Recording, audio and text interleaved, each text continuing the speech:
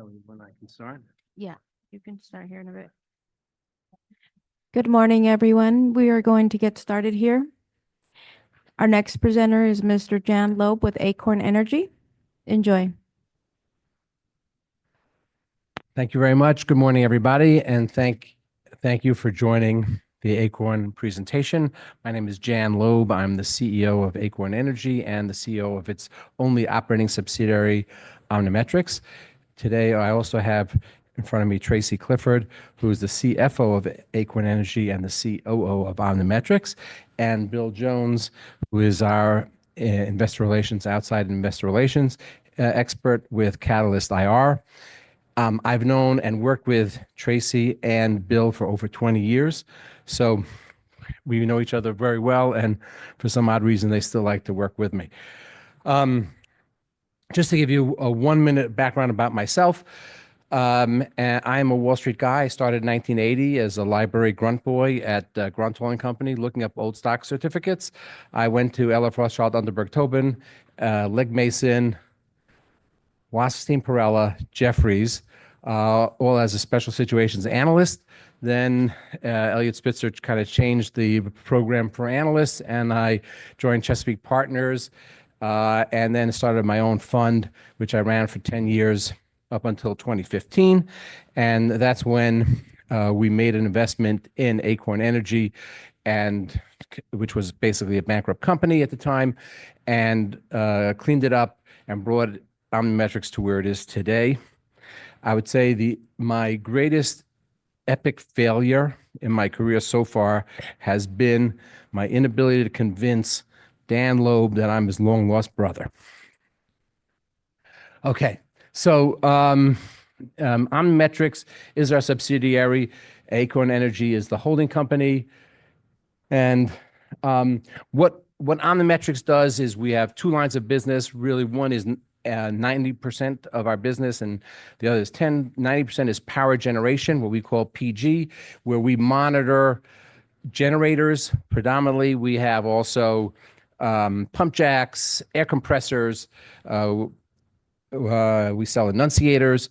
So that's our main part of our business. And the second part of our business, which is approximately 10% of our business, is we sell monitors for rectifiers. A rectifier is a product that goes on gas pipelines, bless you, and controls the current on every gas pipeline to prevent corrosion. And we monitor the rectifiers. So OmniMetrix sells a product, and then we also monitor that product, which is really the key to our business, is the monitoring part of our business. Yes, we make money on the hardware, but monitoring is really what's key to our business.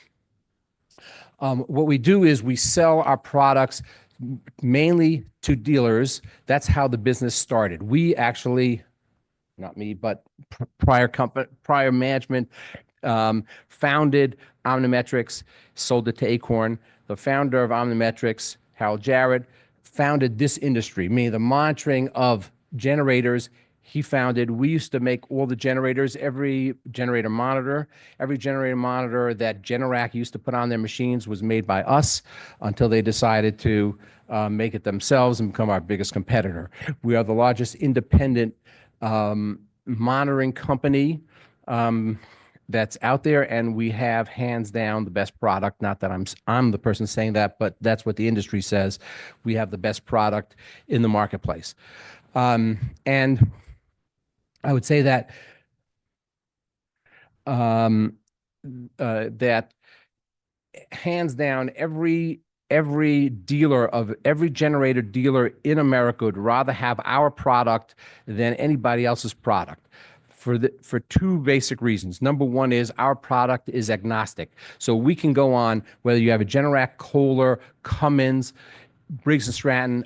Our monitors can go on anybody's product, number one. Number two is that there's a tension between the dealer and the OEM as to who owns the customer.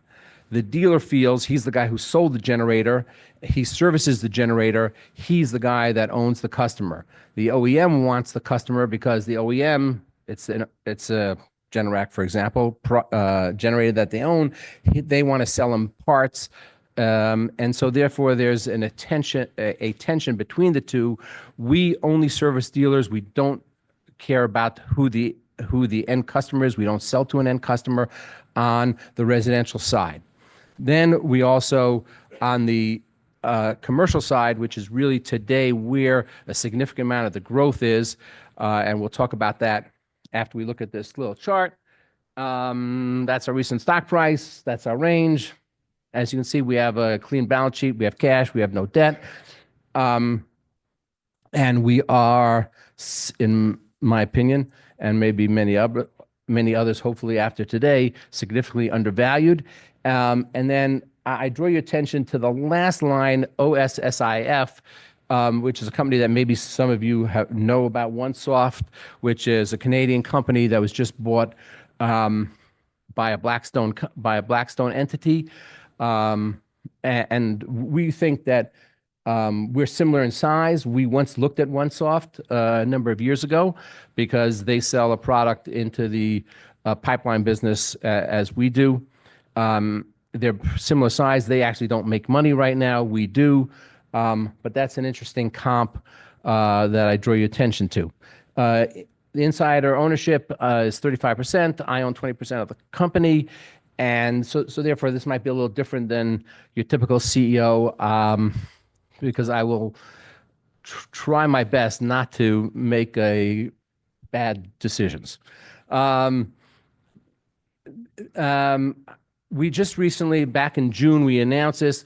We got a very large contract for one of the top cell phone companies, and we are putting monitors, I don't say we're putting, but they are putting our monitors onto their generators that control their cell towers.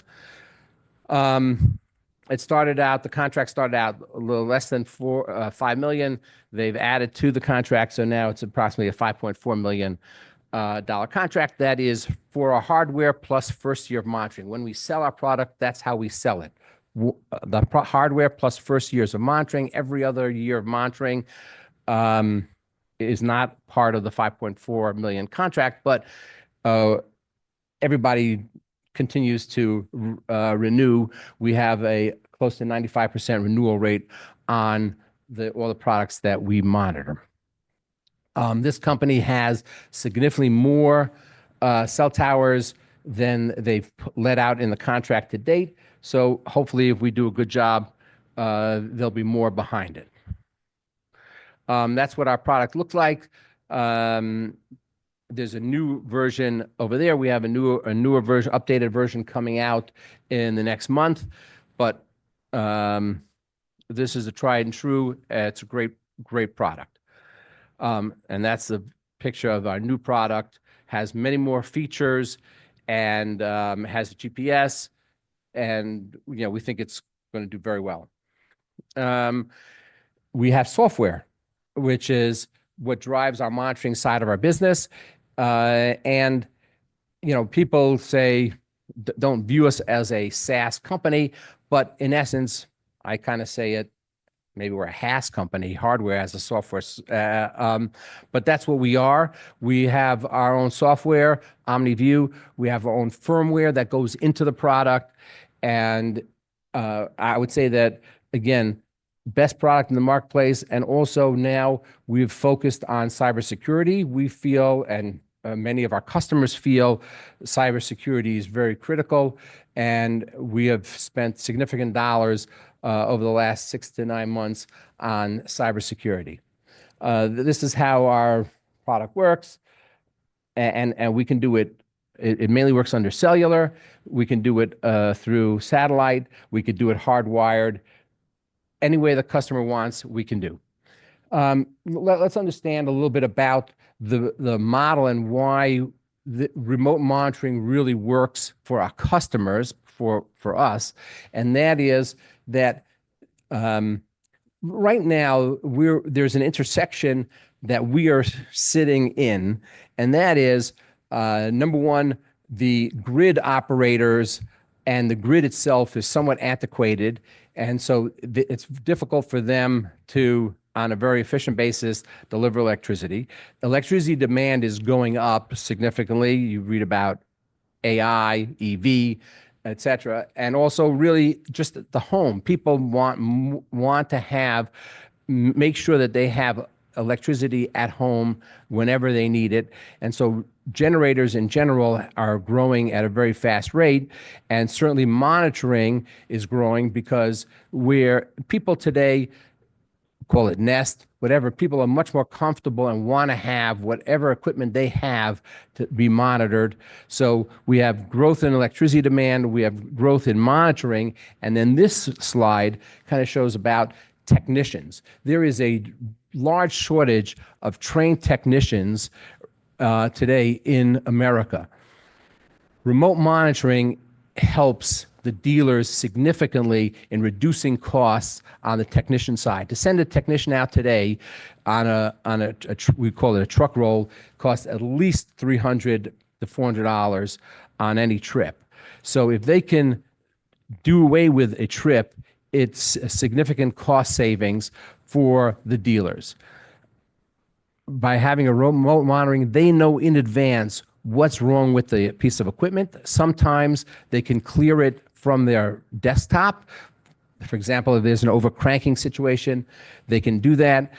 Or if it has to be a call, they can send the technician who knows what for that particular issue with the right equipment on his truck at that time, and therefore saves a significant amount of money for our dealers.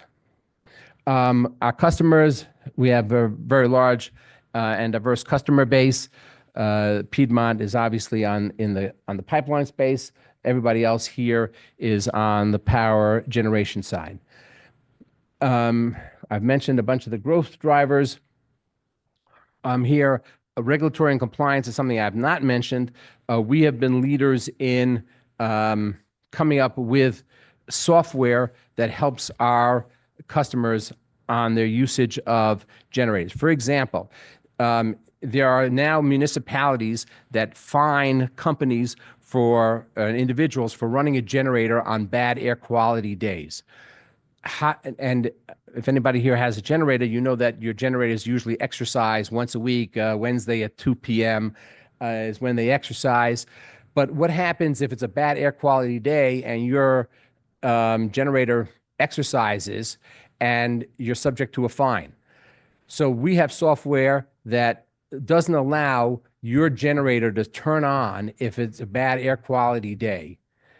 So, and again, we're, at least today, we're the only company that has that software. Now, again, not every municipality has these rules, but it is a growing trend among municipalities not to allow generators to kick on bad air days. We talked about electric grid and demand response. We'll talk about it in a minute, but the problem with our electric grid today, and let's move on. And here you see the size of the standby generator market and its opportunities.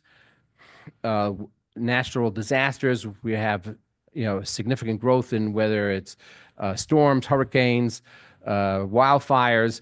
And again, people need to have electricity. More and more pieces of equipment are running on electricity. Nobody wants to be without their cell phone for less than 30 seconds. So everybody wants to make sure that electricity is running.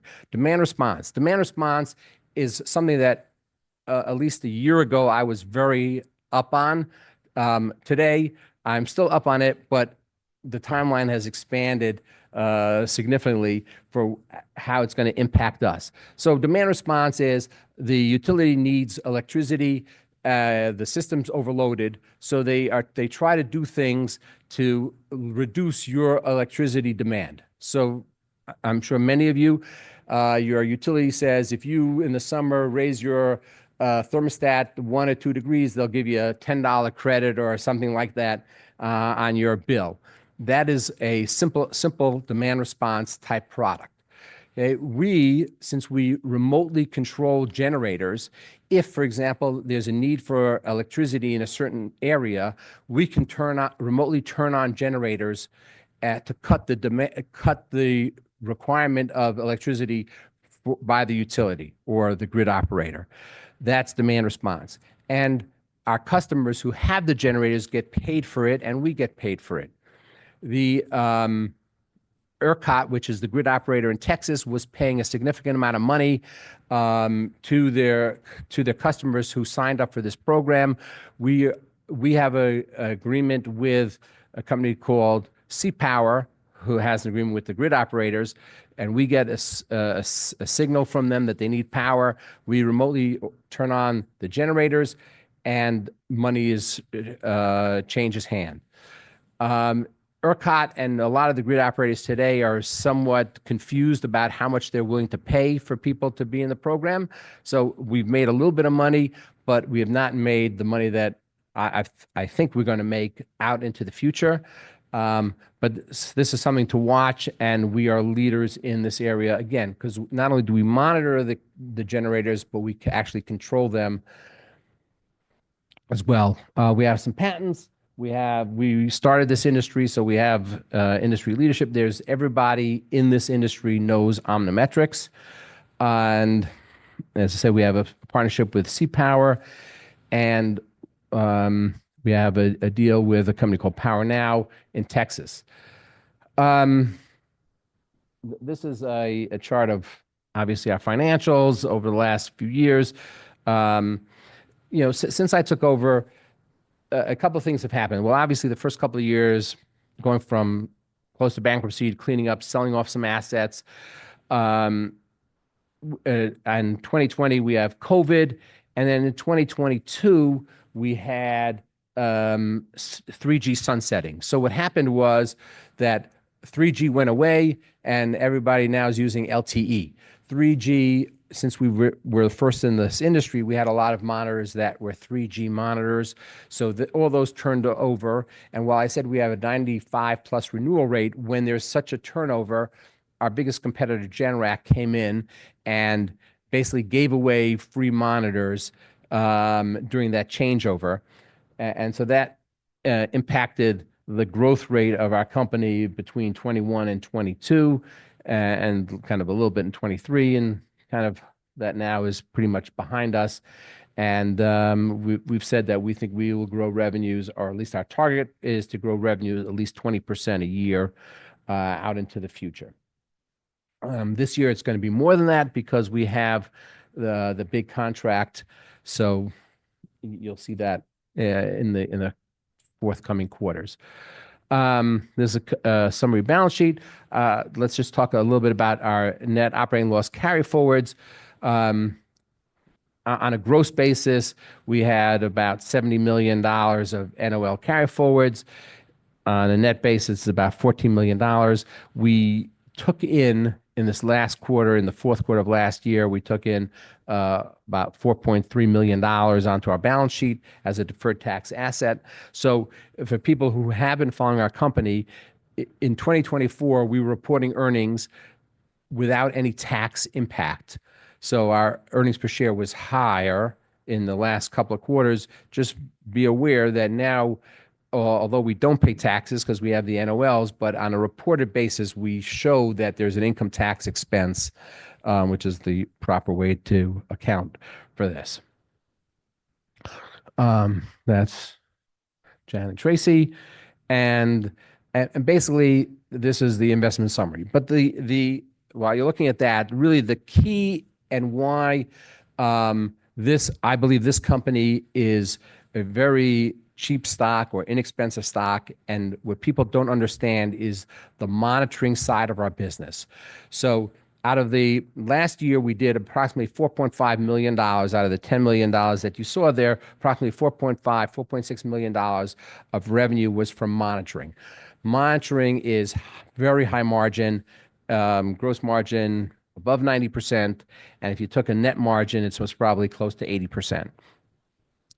And we said that we want to grow at approximately 20% a year. So if you do the math, figure 5.5 million roughly of, and I'm not telling you that this is the number, but I'm just saying if you do the math, 5.5 million at an 80% margin gives you 4.6 million of net just coming from monitoring. So the way I think about it, which by the way doesn't necessarily mean it's the way anybody else thinks about it, is if you think about a shopping center, today a good shopping center which has a grocery store anchor that's a good tenant trades at a 7% cap rate, which would mean 14 multiple. If you do the math, and our 2.5 million shares outstanding, you'll see that our stock is very cheap just on monitoring alone. Forget the growth aspects. And I believe that versus a shopping center, yes, a shopping center has long-term contracts. We don't have long-term contracts, but everybody seems to renew. We have a better renewal rate than most shopping centers. And we also are tax sheltered like real estate is. So that's kind of the way I think about it, as monitoring in one bucket and value in the other. I'm being told that I only have 5 minutes left. So anybody have questions, please? Yes. 20% year-over-year growth, like more credit. What is the key driver in that 20%? Like how are you getting it? So this big cell customer today is driving a lot of the business of our company. So that's number one. Number two is that every year we've been growing. So on monitoring, what happens is the base keeps on growing every year, and so it's the big customer and plus our normal growth is what we think gets us to 20%.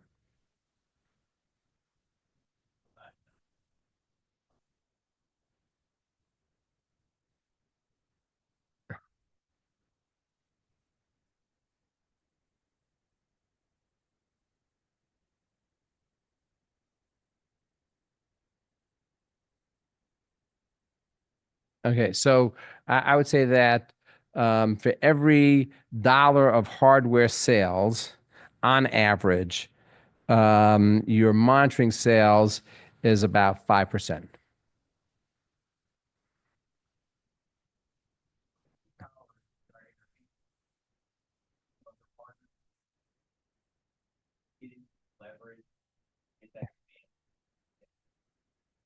Yes. The answer is no, we don't. And I don't really think C-Power is the problem. I think it's the grid operators that are really the problem who are dragging their feet. I think C-Power has the same problem that we're having in determining what the dollars are that the utilities are giving. I just would like to say one other thing that's important because it's a question that if I was sitting in your chair, and I have for many years, sat in your chair, and the question is, okay, I have this big contract today, and who's to say what happens post the big contract? Okay, is there a cliff that this company is going to fall over? So the answer is one never knows. But I'll tell you why I think that this will not happen in this company. Number one, I mentioned that the company has many more cell towers than our contract has allowed for. So I think that there's potential growth after that for that. Plus, I had mentioned that we have the best unit out in the field. We are in preliminary discussions with 3 OEMs who would be interested in private labeling our monitoring system for their products. Again, it's preliminary. One doesn't know. Could take a while, but the key is that the fact that we have the best system out there and we are a monitoring company. We're not a metal bending generator company. That's the only thing we do is monitoring. We have software, IT people, firmware people that all these other companies, including Generac, that's not their business. This is our business. We live and breathe monitoring. And so therefore, I feel very confident that post this contract, there's no cliff. Yes, sir.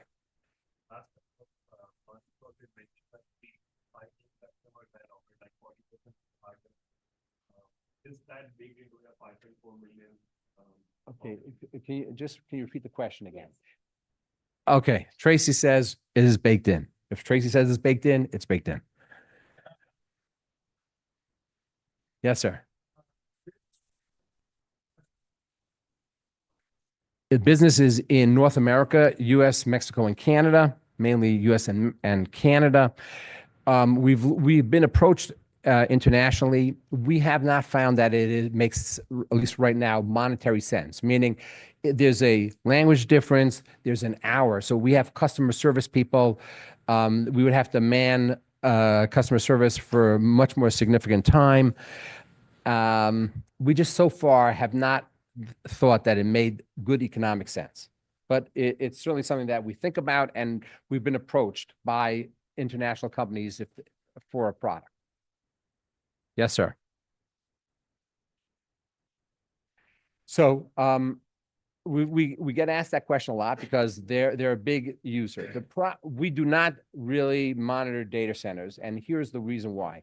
Most data centers have their own 24/7 guy or guys who are monitoring the data center. The data center is too important, and generator is just one aspect of the data center. There are many aspects to the data center that require monitoring, and so most of them have their own kind of what they call NOC, who are monitoring the data centers, and so therefore we don't really believe that we have a big opportunity in data center. I'm not saying we don't sell anything to data centers, but remote monitoring in data centers is really not a thing because they have their own 24/7 monitoring. Okay, thank you very much for coming. Appreciate it. And, if you have further questions, you can see me around or one-on-ones or in the men's room, whatever.